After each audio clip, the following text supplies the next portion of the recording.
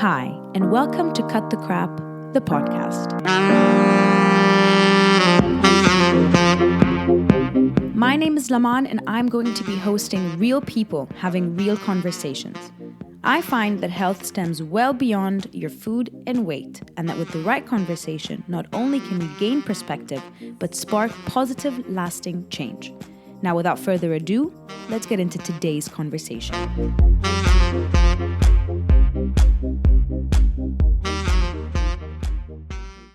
Today, I'm going to be having a conversation with Lara Scandar, and what you might not know is that over a year ago, Lara and I had a sit-down conversation before Corona, before Kaya, before this whole year and a half happened. And as a lot of people will say, nothing exactly went as planned. A few days after our conversation, we had a lockdown, businesses shut down, everyone's plan was on pause. And unfortunately, the conversation never got to be posted because by the time we received the content, things had changed a lot. So I wanted to sit down with Lara again, this time on Zoom, so a bit different, and just have a conversation that is timely, that's relevant. I'll definitely be pulling at information we talked about from our previous conversation. And I hope that after this conversation, we can post what we did before because it was a fabulous, delicious, really insightful talk. So let me start by asking you why you kept your pregnancy a secret. And did you know that you were pregnant when we were sitting together? So, no, I did not know that we were pregnant when I was sitting together. I found out pretty late that I was pregnant, actually. Why I kept my pregnancy a secret is there's no, I could beat around the bush and give 100,000 reasons. It's just, I didn't want anyone to know. I didn't think it was anyone's business. Plain and simple. I mean, we talked about this before. I started off on this reality show, right? So I kind of have this issue where people really, other than the fact that I'm a public figure, there's also that added value of oh, you are on a reality show. We do have the right to know everything about your life and all that. So I just felt like that was the one thing I just wanted to keep to myself. And I think, I had told you that before. I always knew that when I got pregnant, I would keep that to myself. I just wanted to really go through it alone with my husband, with my family. It was just something that I really felt like, you know what? It's a beautiful piece of news to share with the world, but they don't have to know from the very beginning, and they don't have to be with me on my journey because it's a journey that I have never been on before, and I feel like I just really need to experience it alone. And another reason is, with all due respect to everyone, I might do this a second time around, but with all due respect to everyone who announces their pregnancy and shows people, all the details of their journey, that's great for them, but I just didn't want to do that. I just felt like it was something that I just needed to do on my own. And then I think when COVID hit as well, I found out I was pregnant on the 31st of March, and then found out on April 1st that I had COVID. Yeah. So it wasn't really something that I wanted to share with the world, and at the time COVID hadn't hit in Egypt. I probably got it because I had just come back from traveling abroad. So I doubt it in Egypt, or maybe I did, but no one had it at the time. Yeah. And it was very uncertain about how COVID would affect the pregnancy. So it's not really something that I wanted to share either. I shared it with my friends way later as well. So yeah, I just hid my pregnancy because I felt like it was something I wanted to experience on my own. Like you said, we sat together a couple of days before March 17th, which was the lockdown. And we spoke about motherhood, and we spoke about all this. And I wasn't planning on getting pregnant. No, you weren't. And then you found out that you were, and then you found out that you have Corona, which at the time, everyone was on complete panic mode. It's this foreign virus that I remember every time I walked into the house, I would, from walking the dog or just being in the sun, I would take off all my clothes and wash them. It was terrifying. So you didn't want to have a baby yet. You found out you were pregnant. Then you found out you have this terrifying, deadly disease. Did you have a moment when you were like, okay, what? Why? Oh, 100%. And then, so did that shake your, I feel like I would be looking at God Are What you serious now? is it? Really? Yeah, what's up? What was So that like? yeah. Look, so I wanted to get pregnant within that year. I just obviously wasn't timing it to happen so soon, especially because I had just signed off to film a movie, which is my first acting gig ever. So I couldn't be pregnant. You know what I mean? Like I could not be pregnant. My character is not pregnant in the film. I shouldn't have been pregnant. And so that was one thing, right? I was very adamant on just not getting pregnant at the time, just wrapping up the movie and then hopefully trying to get pregnant and start a family. And honestly, like, I thank God for everything, because I know that there are women who try for years and years to get pregnant. And I mean, it happened to me when I wasn't even expecting it or asking for it. So that I have to be very thankful for, and I don't take that for granted. The But timing yeah, worked I in your mean, favor because the anyway, the timing did movie work. Exactly, never. exactly. So that's the thing. But at the time, so we were on lockdown, but I mean, none of us knew how long it would last. So when I found out I was pregnant, in my head, I'm like, oh my God. So I have a movie. At the time, they hadn't put it on pause for COVID. So I was like, how am I going to tell them that I'm pregnant? Number two, I didn't want to get pregnant right now. And number three, it's COVID. Like, it's COVID times. It's super uncertain. I don't know what's going to happen. And then literally 24 hours later, I just found out I had COVID. So it was very weird. And then I just remember I mean, we didn't even get tested because I was feeling sick, because I had felt sick and my symptoms were gone. I thought I had a really, really bad cold. Yeah. We got tested because my parents were really sick, and they were really, really sick. And then when they found out that I was pregnant, they were like, we all need to get tested, because if they have COVID, then they need to stay away from me. Mm-hmm. And then so I got tested, my husband, my parents, because we all live together, my sister and her fiance, because he's always with us. And the six of us got tested, and then I was the only one who tested positive.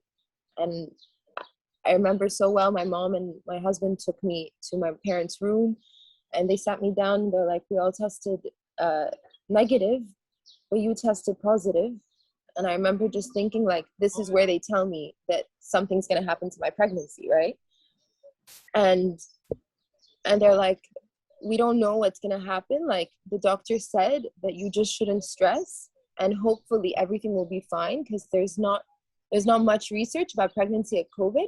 Mm-hmm. He's like, but the doctor said that you should be fine. All you have to do right now is you have to be treated like a COVID patient, even though your symptoms are gone. And I think the only thing I had at that time was just loss of taste. Yeah.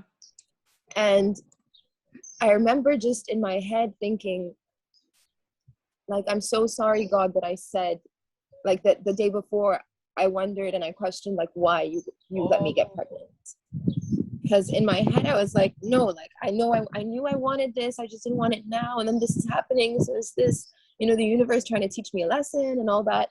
But anyways, Annie, it's not as dramatic as it sounds. But you I you got felt over it. probably that you were being punished for not accepting without a doubt, without question something. But I don't think that's what it was. But I understand why you would feel like. Yeah, like, it was just a little bit of like that train of thought for like a quick second, and then it was more like everyone was treating me like I was a COVID patient, and I was going through the pregnancy symptoms, right? So I was completely isolated from my family. They were like, at the time, like, we were eating out of, like, I was eating out of like foam plates and like plastic cutlery. Everything was disposable, because at the time we really didn't know anything. Yeah. But I was going through nausea and crazy morning sickness, and I was going through fatigue, and they were treating me like I had COVID. And I was like, I'm over COVID. Like, my symptoms are done. I'm going through new symptoms right now as a pregnant woman.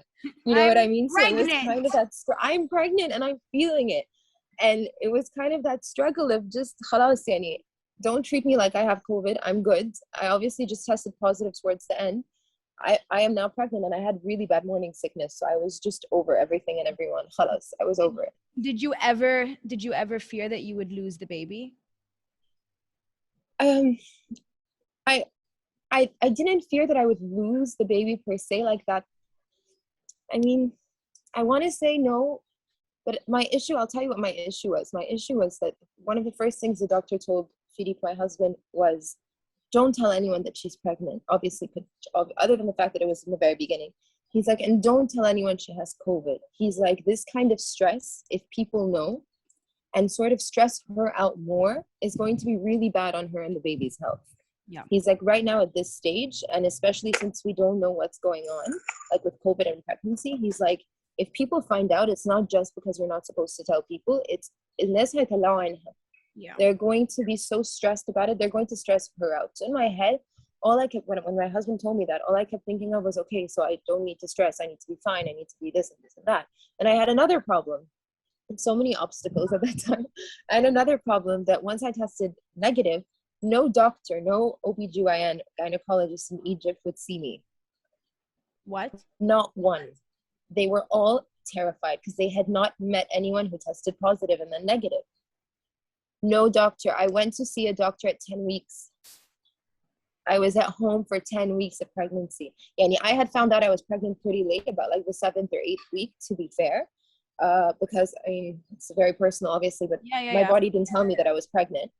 And I didn't go see a doctor until I was 10 weeks pregnant. And my gynecologist is in Lebanon. So I called him to tell him I was pregnant the second I found out. And he's like, I can't really do anything until I see a sonogram. And no doctor in Egypt wanted. My husband called in a favor.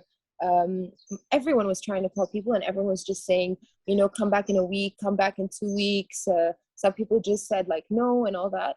And then until the doctor that was treating me for COVID called in a favor to a gynecologist, another doctor, and told him like, you know that you trust me and I would never lie to you. I'm going to give you her PCR. I tested her myself. My lab tested her. She is negative. And that's the only way I managed to go see a doctor at that point. So that was kind of tough. I mean, pregnancy on its own is an experience for every first-time mother, and it's a whole new thing to learn. And so is COVID, and you had to do both at the same time. And so when we spoke, like you said, you had a movie planned. Everybody had all these plans and all these things in their schedule, and all of a sudden, the plans changed. We no longer had control or the perception of control.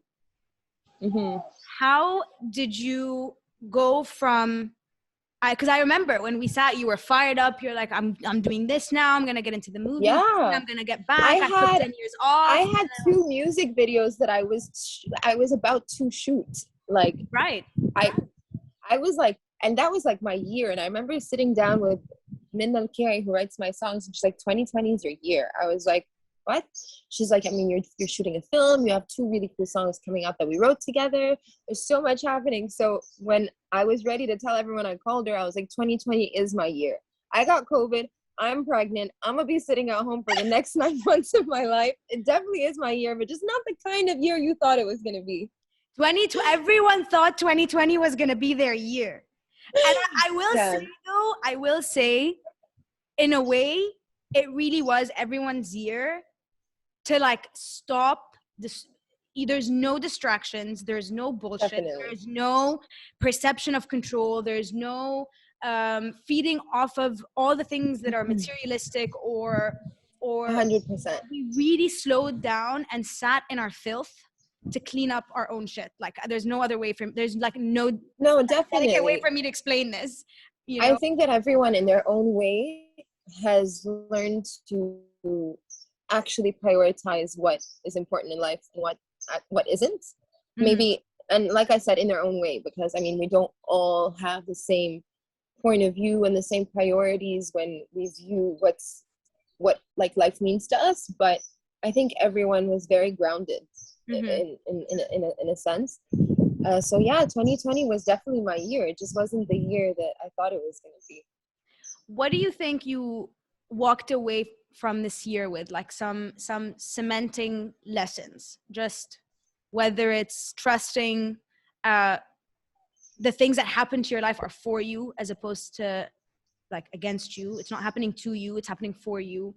Or if it's just your priorities have obviously shifted, but overall some just fundamental lessons that you feel like you really I think you said something very, very important and valid that I don't think I would have said myself, is that you do realize that what happens to you doesn't happen to you, it's for you. It's like I said, like when all that had happened to me, it was, and you said that as well, it came at the right time. You know what I mean? Like, I really did manage to go through my pregnancy in peace. Yes, it was a very risky time. Yes, it was a very tough time. But I mean, I don't think I would have been able to do what I did if life was going about like it normally was, right? I think another thing is I'm someone who, I mean, everyone knows this about me, is that I really value the time I spend with my family. But Mm-hmm. I don't think I valued it as much as I did after this year. That was really important to me. And then another thing I think as well is health. Like, I know everyone thinks health is important, but the thing is, life goes on and it moves on so fast. Like, our day to day, even if you're sitting on the couch bumming, doing nothing, like, your day passes in a second, right? Mm-hmm. So you don't always remember what's important. Right. It pops up in your mind or something reminds you of that.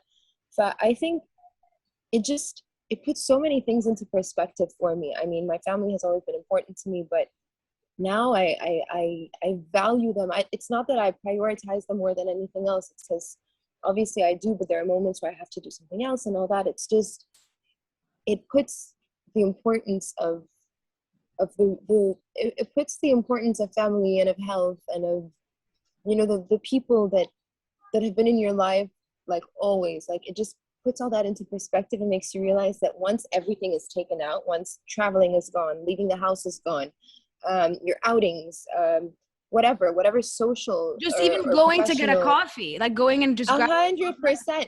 But it's, you know what? It's when we were locked at home that you were speaking to the same people that have meant the same to you throughout your life, right? Because you don't see them, you don't deal with them and everything, but physically, but I mean, you're still going through things together. And I think one thing that a lot of people have said over the course of the year is that it's the first time that the entire world has experienced everything, like, has experienced something like this together. That's true. You can We're feel it in really the all energy in of this the earth. together. You can A feel it hundred percent. even till now. You can feel it. We got to a point where I feel like the universe was like, you guys are going the wrong way, doing the wrong things at the wrong Definitely. time. You guys don't know we're so high above life that we're just not even grounded at all. Like, A nothing hundred mattered percent. anymore. But okay, I said this to you yesterday, and every time I speak with you, even the last conversation and now, there's time. Time is such a thing I associate with you, whether it's taking time, allocating time, delegating your time, switching from, okay, now this is time for my daughter, this is time for myself, it's the right time. Time has been such a thing that I associate with you, and I feel you Mm-hmm. so gracefully do all the things I just said, whether allocating, taking time, all the stuff. And I feel like also Corona played on our perception of time, that Oh, we're definitely. moving too For sure. fast and we're Come on. not taking time for ourselves. And health is not an apple. Health is, it's the people you're around, it's the conversations you're having, it's the thoughts that you're thinking, it's the places that you're going, it's the things that you're doing. Those are the things you take time to do and people you take time for. That is the biggest Mm-hmm.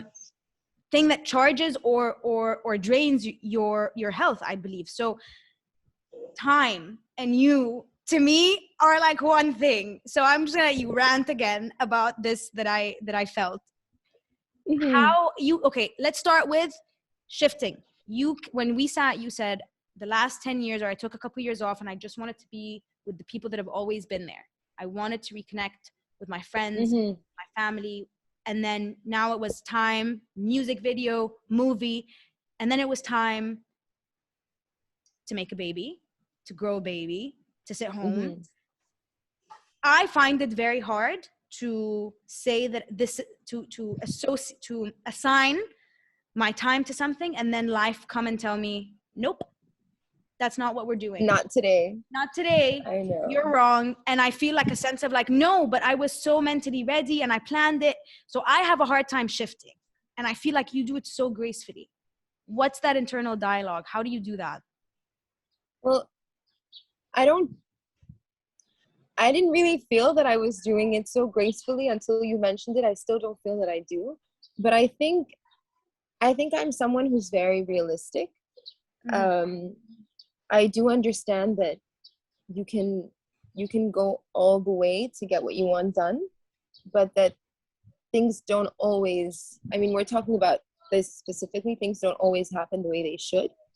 And it's your job to figure out how you're going to take that and make it what you make it, right? So, I mean, anyone in my place either could have done the same thing that I did, or they could have been like super depressed. And like, we talked about this even, like, thankfully I didn't, Yeah. I mean, postpartum, I didn't have the baby blues, I didn't get depressed, I was good and all that, but that's uncontrollable. But what I'm trying to say is I really do think that with time you sort of take in what you can, and you make it your own. So I mean, like we said, like I had taken time off.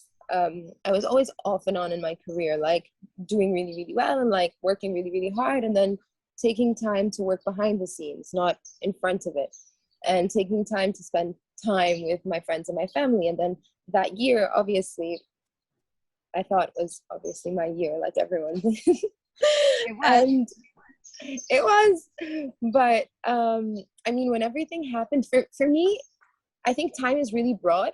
We were talking about this yesterday as well. I think it's more moments, Mm. like it's these little moments that matter, right? And I think we had spoken about this before, that it's when there's so much going on and you're sitting down with just the people that you really care about, or people that understand you, whether it's your friends or like, you know, your significant other, or even now like my daughter, like it's these moments that you just don't want to get rid of. And I think when you have moments like that with people, you learn how to manage your time around doing things that you want to do, things that you have to do, and you kind of create that balance, because you don't want to miss out on the stupid little things, and you don't want to miss out on the big things, but there are other things that you just have to move forward with, whether it's your job or your life or whatever. So I think it's just understanding and being very realistic that life gets in the way of life, and you just have to figure out how to take the best of it all and just organize your day and your week and your month around it. Do you But yeah, deal with I any mean, mom guilt? Do you deal with mom guilt? look, I don't think like I think the mom guilt you're talking about, I didn't get the chance to deal with yet, because my daughter was a pure COVID baby. She was born during COVID. I was completely locking myself down the first 5 months. I mean, the only time we properly left the house is when we came here. Mm. So in terms of moving on with my life and leaving my daughter and all that, I didn't go through that because I didn't leave the house myself. I kept her home and I stayed with her. Because, like I told you, I was terrified to leave the house. I was one of these people who, for the last year and a half, I was an advocate for how serious COVID is and how you really should be, you know, being careful and staying at home. So, in that sense, I didn't have mom guilt because I didn't do anything with my life to leave her. I think the only time I felt something like that was when I was traveling I was getting vaccinated and I was traveling, and it was the first time for me to leave her. And I remember just crying the entire flight, literally the entire flight. And my sister was laughing. Like at one point, my sister just stopped feeling sorry for me. She's like, every time I look at you, you're laughing, you're crying. She's like, خلاص يعني, get over it. But I don't think I've had the chance to feel that kind of mom guilt yet. And I think I was very blessed to not have that the first time around. Maybe the second time, they say things are easier, so I probably, you know, it won't be as bad. But Mhm. because I was home all the time, I didn't really feel it. But Taban, as a mom, you always feel like you don't know what you're doing, even though deep down inside you probably do know what you're doing, because Yeah. maternal instinct is real. Yeah. We talked about unsolicited advice about when are you going to have a baby? When are you going to do Yeah, this? And then you had a baby. Do you I still did. get the unsolicited advice of don't do this, don't do this, don't hold Always. her, don't cradle her, don't, create, Always. I don't know, all the advice. Always. No, and it's not always advice. Sometimes it's, and I think every mom watching this is gonna relate, because I was talking to my own mom about this recently, and I was like, people really need to mind their own business. Like I don't, like I see other moms maybe doing things that I personally wouldn't do. Mhm. I would never open my mouth. What they're doing first, no, seriously, because what they're doing, first of all, awalan might be working for them. So good for them. Yep. Second of all, who am I? like I'm talking about myself personally, as a first time mom, to go judge someone else, right? Even if I was a second or third time mother, I wouldn't do that. But it's not always the unsolicited advice. It's more like sometimes it's these questions, and then you feel like you're being Where tested, right? So if you give the wrong answer, they're gonna be like, "Oh, really? But don't you do? You should do this, and you should. So really, you do that? Whoa. And it's you're not It subtle, bro. really pisses I me know off. you're criticizing It with your question. it really pisses me off. And someone had told me this when I think when I had first had Kaya. They're like, no one is going to be a better mother to your child than you. Obviously. فخلاص. But You know, it's always that advice that you should do this. انتي بتاكليها كذا كذا, انتي بتنيميها كذا كذا, انتي بتكلميها, انتي بتحميها, انتي. And it's like, أيوة, I do this, I do that. This is our schedule. This is the way, we go about things. This is خلاص يعني. Leave everyone alone. And it's all like, you have some moms who are super supportive and super helpful, and then you have others that you just don't even want to ask a question to, because the question is going to turn into an indirect way to shame you into like about what you're doing, basically. or a lecture. Yeah, I don't ask any. I have two people that I ask questions to. They're my two closest friends who got pregnant at the same time, and there's no judgment. Even if we disagree on certain things, we deal with it, like adults. Yeah. like mature adults. We don't judge, we don't criticize. I mean, You're that's just it. figuring it And out. You're figuring you it out. are, and you are, and then I mean, really, like, I don't know, like, it's just something really stupid to even discuss, because you know what I realized? Like, you try to do the best for your child, right? So you really do try to be the best mom, but the person next to you is also trying to be the best mom for their child. Like, no one is trying to do less than what they should. No one is trying to make less of an effort. So just let everyone be. Yeah, because some You know people, what I mean? for maybe for me, maybe for me, I think when I have a child, I'm gonna be a better mom if I have certain amount of an hour or two a day where no one's around me, like where it's just me watching a show, doing whatever the hell I want to do. Or maybe it's when I wake up, I need to leave the house and do like a workout and just sweat, and then I'm a more present Definitely. person.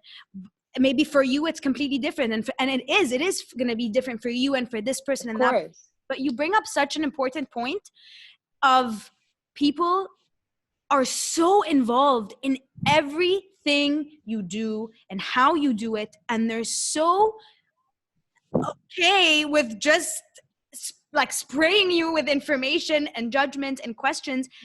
And boundaries are so important. And I'll tell you this, Lara, I learned even this year, boundaries within your family and your most inner circle are necessary. You as Definitely. an individual need to set boundaries with everyone, because just we are already so accessible. So Definitely. accessible all the time. And we're held accountable if we don't have the energy to listen to a voice note, but we go and like a picture on Instagram, and it's like, well, I know you have your phone. Akid, I have my phone. Like, but that's a different energy, and that's a different energy. And I just, like, in every type of interview I try to have, I try to bring up the point of let people be, but also I want to know how you set your boundaries with people. Like, how do you say, like, thanks, auntie, or my friend's mother, or my mother-in-law, or my own mother, or my but friend. like, It's not always like an older woman. It's sometimes it's girls your age, or your generation, or whatever. But I remember as well, a lot of people, whether they were older women or younger, being like, oh, so هترجعي تشتغلي تاني? Obviously, because my job, for other people, I mean, I'm not a doctor, not a lawyer. you're not out here saving the world or anything, Lara. I'm not an entrepreneur, exactly. So like, you're really gonna go back to what you're doing. And I'm a very I'm gonna sit here and pump milk all day. 100%. I'm a very calm person. That's one. Number two, it doesn't, يعني مش pushing my buttons isn't the easiest thing to do. Mm-hmm. Like deep down inside, I could be really annoyed at you, but I'm someone who's really, really calm. Calm, Like cool, and you come collected, I would associate with you. very, so you come at me with a comment like that, I'm not gonna get aggressive. I'm not gonna get, like, I'm not gonna react. You're not gonna get a reaction out of me. So انتي هترجعي تشتغلي? Yes. Really? Yeah, when I'm ready. Like, definitely when I'm ready I will, but now I'm هتسيبيها not مع ready. مين؟ هتسيبيها مع مين؟ 100%. 100%. And my answer always is, by the way, my answer always is when I'm ready. And I'm currently not ready to leave her. Like that was at the time. I'm currently not ready to leave her. So don't worry. I'm not going to leave my child, my 3-month-old, in her crib on her own. I'm currently not ready to leave her. But when I am, yes, I will. I do have to get back to work. Like if we're talking like my music aside, there's certain commitments that I've made that I need to at least power through.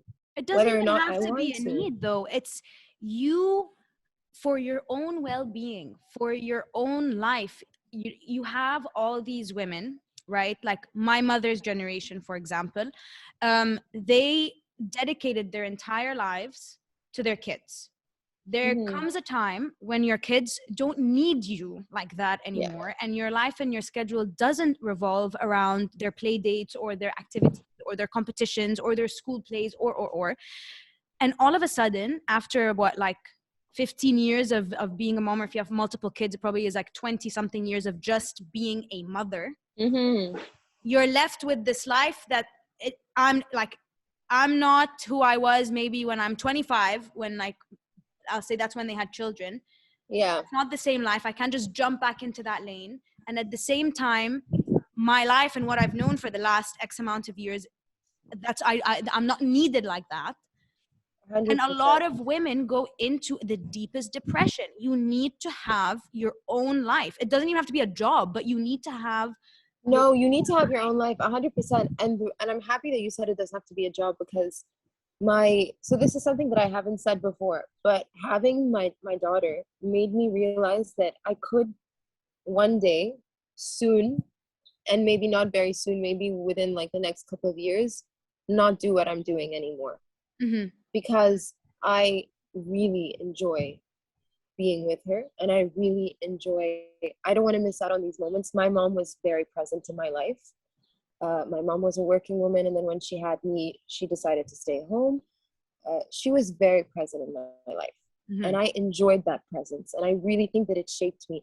And I'm not comparing to someone's mother who was probably a kick-ass working woman, بالعكس, and who was probably just as present in their lives. But I'm saying the way I was raised, I loved having her around. And I feel like if down the line I don't find the balance that I need, I would give up. I don't want to say give up everything. That's very dramatic, and it's not the right word. I would step back and sort of take a step back from what I do, because I don't feel. So I love what I do. I love what I do, but it doesn't fulfill me as much as being a mother fulfills me. Of course. And things will change like that. It took me so long to be able to admit that, because I felt like if I said that, I would be lessening the value of the effort that I've made, that I've done throughout the last 12 years. Or you feel like you're taking women back like 50 years, but that's not what it is. It's not. No, it's not what it is, no. And I feel like I'd be disregarding the respect that I have for my fans and people that like me. But you know what? Being a woman is so beautiful, because being a woman means that you can be whoever you want to be, right? So you can be the working woman and the mother, and you can be just a working woman or just a mother. Like, we live in a day and age where we can definitely get to choose who we want to be. Right. We can choose to stay home with no shame, because staying home is a damn difficult job. Being a stay-at-home mom is not easy. It is the hardest. It is the hardest. Damn hard. Like, super, especially when you're running a household and you're dealing with your husband and you're dealing with kids. It's like dealing with 3 children. Because what happens, kids and a husband, you are dealing with 3 children. Exactly. Because what happens is the whole day you're giving and you're giving and you're giving. And because you make the household run so effortlessly, no one understands the amount of work and detail and precision that goes into having a stocked fridge, having dinner plans and knowing what you're going to make for dinner, and having, you know, yourself bathed and having the house cleaned and having the and electricity. and still having time for yourself as well, because khalas, we're no longer living in a day and age where it's okay to give everything to your husband and give everything to your kids and not do anything for yourself. Khalas, that's over. You How do live for you yourself recharge? as much as, well, for me, I mean, I can't really preach much because I've only been doing this for 8 months, literally sitting on my ass at home. Like, No, but it I doesn't haven't have to been be really doing preaching. much. But yeah, I mean, yeah, but Sandy, at the end of the day, if you talk to someone else who was raising a child during normal times, Yeah. then they would really tell you how they're able to recharge. But I think my struggle was being able to, in a time where I couldn't get my life back because nothing was happening outside the walls of my house. People were still being careful. People were still on lockdown. It was kind of how am I still Kaya's mom while trying to find Laura again? But I can't find Laura because there's no work. You know, everything's on pause. Uh, there's nothing to do. Like, I can't leave the house. So how am I going to find her? Like, how am I going to sit on my own and find myself again? So I think that was a struggle for me. And recharging was a bit, I mean, I had, to be very fair, like, I'm not going to sit here and say that, like, I was, like, at sleepless nights all the time and this and this and that, because I have help. And when you have help, you're super lucky, right? So we really need to be very grateful and thankful that some of us can afford to have, and I don't just mean financially afford, I mean in general, just are able to have people that Family, help yeah. them. Family, whether it's professionals. So I had help, but my main issue was how to really just find myself again. Like, I remember, because I gave birth in London, so I think the first month when I was in London, I was kind of all over the place. I was very, like, you know, you're a new mom, you really don't know, you don't think outside, like, you're not thinking of yourself, you're thinking of, like, is my baby eating right? Like, am I breastfeeding properly? Is she pooping enough? Is, you know, like, I remember calling the doctor every time, like, she wouldn't poo, like, as often as the application and the book said that she had to poop. So it was just these little things. And then I came back home and I was too scared to see people because of COVID. So I didn't really let people come into the house, with the exception of, like, a few people who were always, like, my closest friends and family, who were always keeping a distance. I knew they were really careful and as paranoid as my family and I were and all that. And then because I wasn't seeing people and because I wasn't interacting with anyone but my daughter and my nurse and my husband and my parents, I started to feel like who am I and what am I doing? Like, really, like, when I go to sleep and she goes to sleep, like, khalas, like, what is there? And then I had to deal, I think, with so many, like, as, like, postpartum, you also start to deal, obviously, with, like, your body and your weight and the way you look versus the way you look, and that struggle. And I remember, khalas, people started loosening up. I honestly didn't leave the house because my husband started going out and leaving the house much earlier than I did. And he would always be like, yalla, like, let's just go have drinks with some friends. And I'd be like, nothing fits me. Nothing fits me. I don't look good. I don't feel good. I don't have the time to do my hair. I don't have the time, and I don't mean do, like, curl and straight. I mean, I don't have the time to wash it. You know what I mean? Like, I remember having to wash my hair, like, the second my daughter went into nap, and I wouldn't even dry it, like, in the middle of winter. Like, I didn't have time. So it's just, and my sister telling me that she had, like, friends, like, upstairs, like, why don't you come? We're all sitting and chilling. We're being super careful. I just don't feel good about myself. Like, right now, I'm a mother. I'm a breastfeeding mother. I just don't feel good about myself. I know I really didn't have the baby blues because I didn't have any.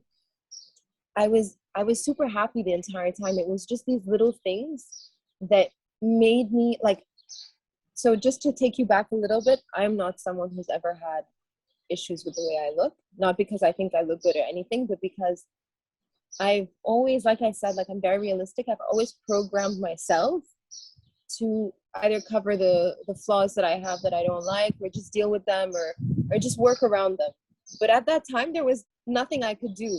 There was nothing I could cover up. I just didn't feel nice about myself. I just didn't feel good. Your body just went And through a lot of change, and it's it really did. And it was just so much going on. And I remember at the time, blacks, if right now, if my parents and if my husband and my friends are listening to this, they're never going to know, because relax, I wasn't depressed, I wasn't upset about it, I never showed it. But in hindsight, looking back, no, like I did internally struggle just trying to be something other than my daughter's mother, and I did struggle to feel better about myself and to look good. Like even now, like I'm sitting in Sahel on the beach, and like where the beach is and the sea is, and I'm not like, this is just very superficial, but I don't feel as good about myself as I did the past summers before. Right. You know what I mean? Like, and I know they say it takes 9 months to get your body back, just like it took 9 months to grow a baby. But when you're working on a film and you know you're going to be in front of the camera and this and that, and it's summer and you want to look good and you want to do this and you want to be like that, you can't help but sometimes just be like a little bit upset about the fact that you don't look the way you did. A lot upset even. Like I looked better pregnant last summer than I do now. That's putting it into a really nice perspective. No, but like if you ask me, you're gorgeous, and I know that no matter what anyone tells you, I understand that this is something that's internal. Like you need to feel like you look good, and you need to feel it. And I think it's really important just to say that you don't have to be like, when I tell people like, oh, I'm just, trying to work on myself a little bit, they're like, why? How much weight do you have to lose, Lisa? I don't have that much weight to lose. I'm actually I probably am back to my initial weight, but it's your body that changes. It's not how you are on the scale, right? And I think it's just very important to note that whatever body you have or you had or whatever, like there could be someone who still has much more to go than I do, someone who has way less to go, but it's okay for you to not be okay with yourself. Like, you know what I mean? Because people go there like, oh, but you look fine. I do look fine, by the way, and I'm very happy that I look fine, and I'm happy that I can leave the house feeling good about myself. But it's okay if you think I look fine and I don't think I look fine. It's okay to feel like that. And no one can say anything to change that. But you made me realize something, actually, because I was going to tell you earlier, I was going to say that I think that anyone that had a baby during COVID is very lucky, because you got this very extended maternity leave that no one's heard of. Sure. But now when you mention the whole existential thing where you're like, who am I if I'm not a mom? People went through this, who am I, without the distractions, even without having a baby. So I can't imagine having that already. Like I was like, okay, who am I now if I'm not working and I'm not having conversations and I'm not getting this, and we are our distractions. I learned that we really were our distractions. Whatever you use to distract yourself and fill your day, that became who you are. But that's not who you actually should be. So having that essentially just as anybody, plus the whole thinking that, oh my God, it's because now I have a baby. Because there wasn't like, okay, leave the baby and go see your friends like you used to, or leave the baby and go to the gym like you used to. You couldn't even do that. No. And I didn't even think of that till you mentioned this. So what does working on myself look like for you? Or what did you try? Because I know I tried a bazillion routines until I tried to figure out what works for me now. I tried to do everything, Lara. I tried it all. So what was your trial and error? I don't think I really had a trial and error. I think I just let things be like at the right time. Like, so in the very beginning, like I said, like the first few months, either way, I wasn't leaving the house. I wasn't doing anything. There was nothing to do. I really did want to be with my daughter all the time. And I remember people kept telling me like, "Tab khalas, when COVID's over and like, or if the world opens up or this and this and that, how are you going to leave her?" I will be able to leave her, just not now.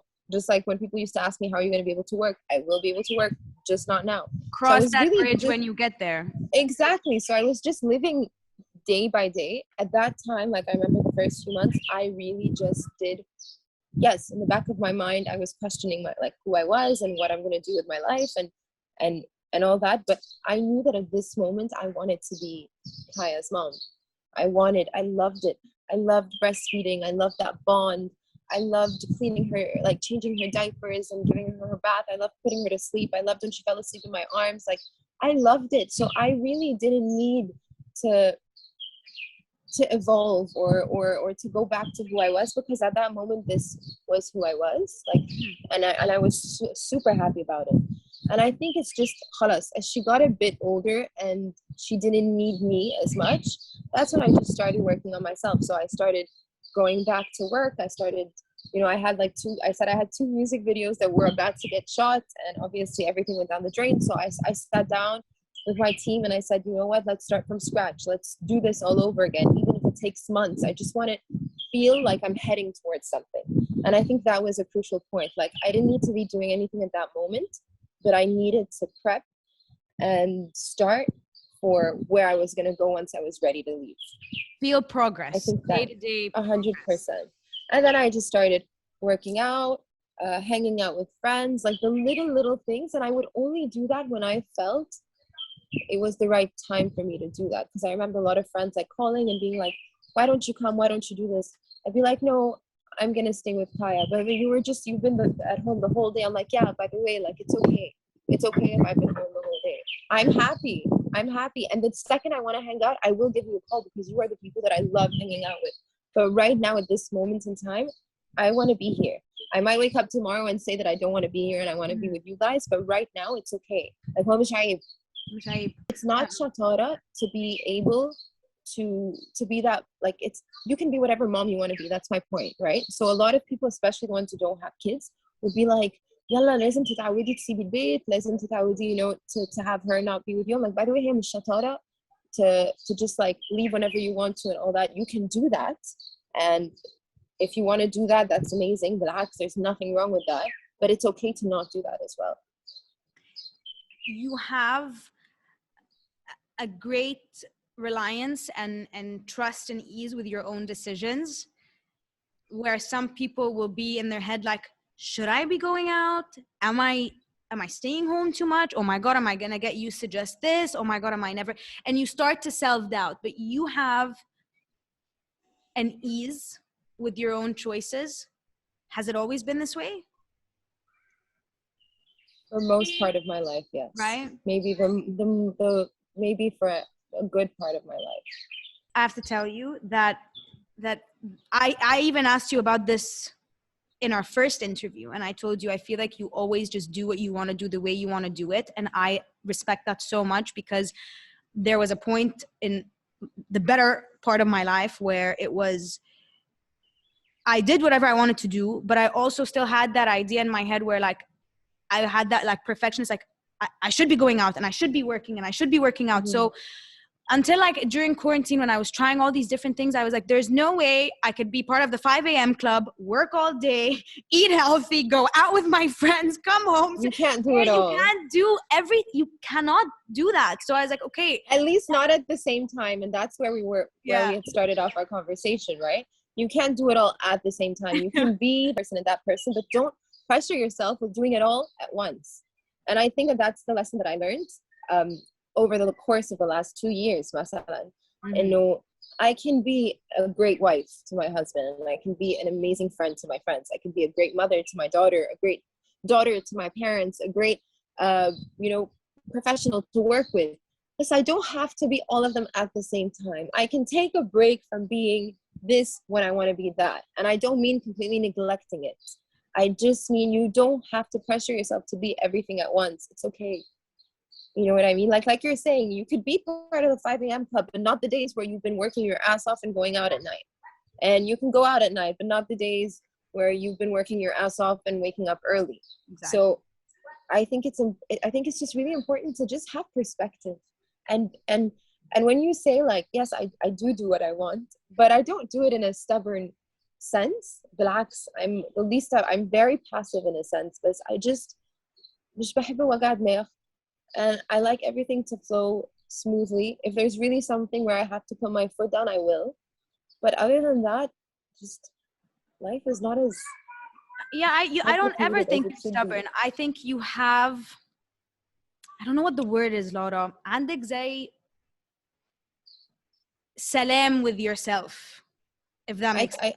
I would say that. You know, it's like this is what I want to do. This is how I want to do it. I understand you're taking a dig at me. I understand you're condescending me. I really don't care. But it's okay. but No. it's okay. So I love that. I think it's such an Thank important you. quality to have, because I really do think, and have proved to myself that it's true, when you listen to yourself and you do what you feel like doing, obviously so long as you rationalize and you think about it, you're not stubborn or Mm-hmm. so like No, extreme. definitely. You will be able to guide yourself through your intuition, through your mind, through life in general. You will be guided in the right way. You'll be okay, but you need You'll to be okay. be firm with Exactly. yourself and just don't let the noise wobble you. And we reached a point of extreme noise in Corona. Everyone was like, this does this, and then this does this, and it's like, what am I supposed to do? Like everything and its Yeah. opposite. You will always find every piece of advice and its opposite. So you need to be Mm-hmm. like a firm anchor in your own life and just say, this is the decision, knowing there's no wrong decision. I really don't believe there's a wrong decision ever. Mm-hmm. This is the decision, and once this decision starts to not work, there's another decision, and then there's Yeah, another decision, definitely. and you can always make another choice. Yeah, For sure, for sure. No, definitely. And I think, yeah, I mean, I think you said everything, Saraha. I love this, and I love that now I can put that episode that we shot beforehand. I loved it, by the way. I feel like I had really opened up that day, and I Yeah. think I didn't expect to come and open up that day as much as I did. Um, I no, have my really, ways. you do. No, because I really enjoyed the interview, and I I was so bummed that, like, I remember as well. You know that I actually thought about that interview when I got pregnant, because I was thinking, oh my god, like I went on Cut the Crap and I said that I didn't want to get pregnant right now, and that, oh my, I'm gonna look like such a and you hypocrite and were such a pregnant. liar. You I were was, and I didn't pregnant. know. I know. You didn't know. No, I know for a fact you didn't know. It's I just had to crazy. ask it on the podcast so that it's there. But It's no, I was crazy. thinking of this episode for so long, and a lot, nothing about Cut the Crap went the way that I had planned it. I will tell you that. I In know. every Unfortunately, sense of the word. And we were about to take off from sponsors, from content, from everything, but it brought me to my knees, because I was like, I gave up everything for Cut the Crap. I gave up living in America with my parents. I gave up an amazing startup that I had started in California, where like mm-hmm. Kendall Jenner was the face of the brand. I gave up I know. everything, I remember you telling me. and I was like, I gave up because I believe in the power of these conversations, and that this is what I want to be doing. So why now I'm like, I'm fighting for content that's mine and I can't get it. I got Mm-hmm. to sit with you and a lot of other amazing people, and I can't even use it. And I started from scratch. And I will tell you, today, when I look back, if I had to do an animation of what this year felt, I was stuck in the mud trying to like, do Yeah. this, but it was all worth it. Yani, even though now it's on Zoom and we're not on my table, even though it's I know. just me and I don't have Shireen with me, even though it's a lot of different things, I'm so at ease and content. It doesn't even feel like a job anymore. It feels like, See, that's when you know you're doing something right. I mean, right within the context of your life. we need to Really. do this. Here's what we're going to do. This episode's going to come out, and then a Yeah. couple of weeks or a couple of days after, I'm going to put the first episode. And I think it'll be really interesting to see, to your merit, how the things you said then and the things you're saying now, and that it's okay to how you evolve, and your opinion evolves, and your priorities evolve, and life evolves. And that's okay, because trust me, this conversation, modern day mama conversation, is 100%. very different than the conversation we had a year ago. Completely. And we should Completely. check in often, because, I would love that. We right? can have another one when I'm like halfway through Khalas, second part of mamahood, and then I think it's gonna be completely different, because I I'll be like, oh Khalas, I'm over it. As Like soon I've as been you doing this feel for like, too long. yeah, as soon as you feel you're thinking some kind of way, just be like, Laman, jump on Zoom, or hopefully we can do Let's go. Yeah. No, hopefully face to face. I mean, Khalas, hopefully, Yeah. things will get better, I guess. I hope. But you're taking your time in Sahel to heal, and I'm taking my time in Guna to heal. I'm taking my time in Sahel to just live for me every day. For Kaya and I, like, we wake up, she swims, I take her to the beach a little bit. There's always someone coming in and out of the house. So she's super happy. She loves people. It's the perfect life. And everyone kept telling me that your child will change when they come to the sea. And I've seen it, and I don't want to leave. No. Like now people are going to have to drag me back. Sea, sun, and salt for any 100%. human being. I don't know what I would have done without those three things, those three elements this year. I really don't. And let me tell you, nothing went my way this year, but that's okay. But that helped me. But the sea, sun, and salt are there, so you're good. Yeah, exactly. You're good. I love talking to you. I really, me too. Every time I speak to you, I feel like I'm speaking to Shirina. I feel like I know you so well. Although I know. I feel the same. You know. Really. Okay, Thank you so much for this. I feel like I needed to have this session to just talk it out. Me too. Anytime, girl. Just rant on. You know how I love the voice note rants, right? 100%. I'll send them to you whenever I feel like I just need to rant.